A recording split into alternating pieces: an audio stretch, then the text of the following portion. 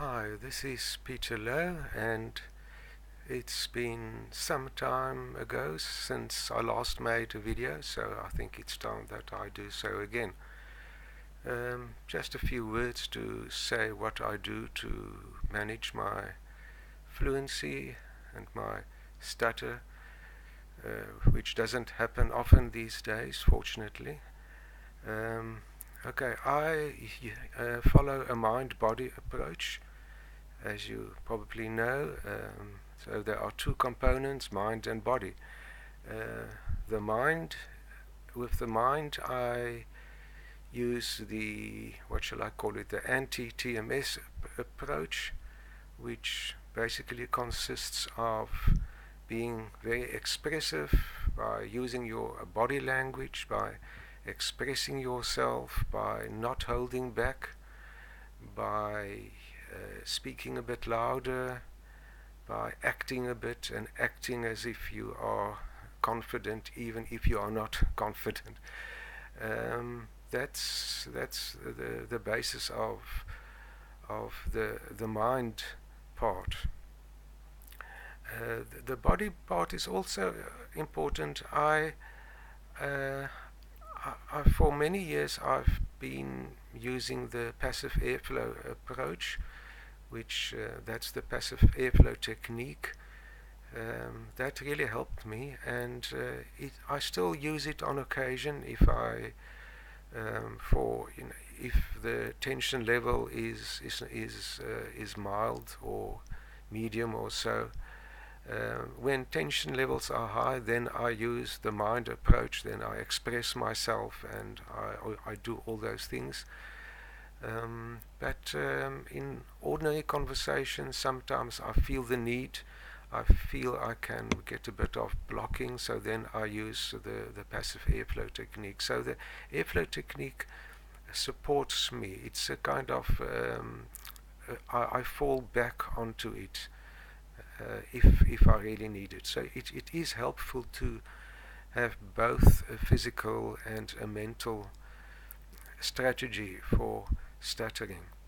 Um, I'll do a bit of demonstration of the airflow technique. I've actually bought a new microphone for this very purpose.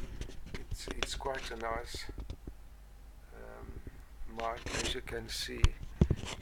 It is a gaming microphone, and it's not too expensive. It's because you shouldn't get an expensive mic, because that will contain all kinds of filters, and if it's too expensive, the filters will prevent the airflow from being picked up.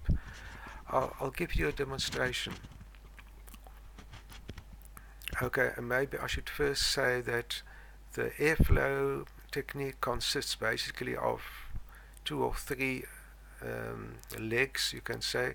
The one is slowing the first syllable or first two syllables, and the other one is letting out a very small amount of air out of your lips before you start speaking, say before each sentence or so. I'll show it to you. I'll demonstrate it to you, and you will should be able to hear the airflow. My name is Peter Lowe, and if you have airflows such as this, you won't be able to stutter, because it opens the vocal cords, which are the core root of the problem of stuttering, the physical core anyway. So yeah, so that's really it. Hello. What is your name? How old are you? So that's the basics, and you have to practice this airflow technique. Of course, you can start by by first perfecting this particular flow out of air. It's called the flutter. This is called the flutter, and if you hear that characteristic sound, you know you'll do it right.